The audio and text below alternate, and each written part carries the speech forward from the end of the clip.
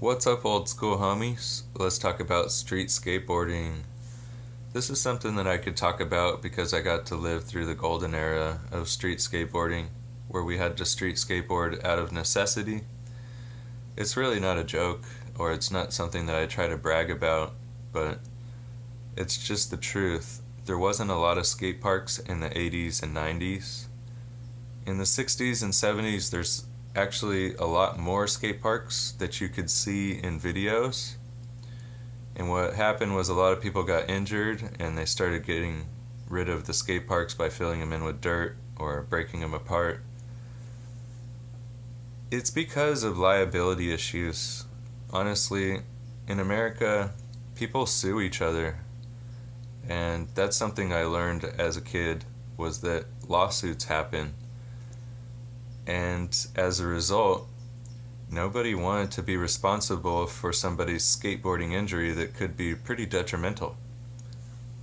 And I street skateboarded. Nobody really cared about it that much. They would kick you out of spots, but I never got a ticket. Actually, the only time I got a ticket was in a skate park. Claremont Skate Park. Okay, here's how it went. When the cops came around that skate park, all the kids ran to the edges of the park and quit skating.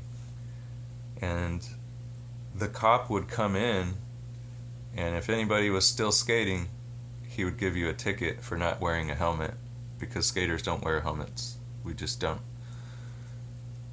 And I fell into the pool, and when I got up, there was a cop looking at me, and I was the only guy out of like 100 people that got a ticket. So it kind of soured me on skate parks. That was the Claremont Skate Park, which was like 2 towns over from mine, so I would have needed to have a ride there anyways. I was mostly skating while my mom was at work, so I didn't have a ride. And, as I got older, when I was around 18, I started skating with another guy who had a car, so we would drive around to all the skate spots. But without a car, you were left with kind of the crumbs, like skating on curbs, painted curbs, benches, stuff that you could build in front of your own house. That was what we actually did. We had to build our own stuff to skate on because there was nothing to skate. And skate it right there in the asphalt in the street, right there in front of your house. We had like little short rails that we welded up, and yeah, you had to build your own skate park kind of deal. Now, I did spend a little bit of time at the Huntington Beach High School skate park, and that was a really cool one. I would love to build that one myself. That's been my lifelong dream, is to rebuild the ashtray, as it was called. It was kind of shaped like an ashtray. Kind of smelled like an ashtray. But it felt kind of a little bit more street than a lot of skate parks did at the time. Now, in the 80s and 90s, skate parks still didn't really appeal to me. I didn't even want to skate in a skate park. I still don't. Because what's in there is a lot of quarter pipes and half pipes, and it's not something you see in the street. So we weren't accustomed to skating it. Honestly, like, I can't skate a mini ramp. I can't skate a half pipe. I can't even skate a quarter pipe.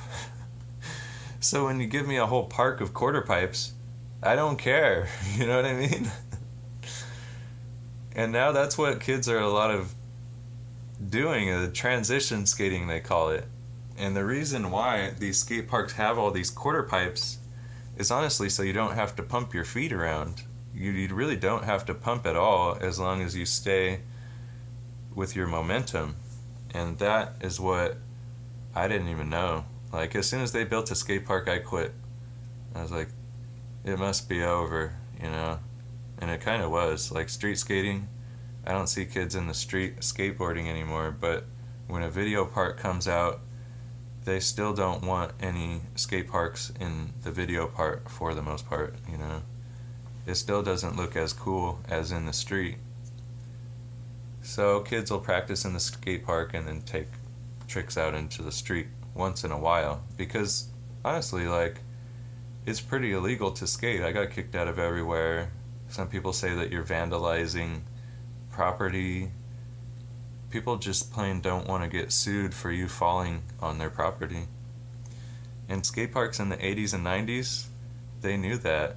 They didn't even want you to skate in their skate park unless you had a signed piece of paper that was notarized, a notarized document to skate in any skate parks in the 80s and 90s. I mean, come on, man. You really think I'm going to pay $40 and go get a notarized document so that I could pay $20 so that I could skate in your park for an hour? No.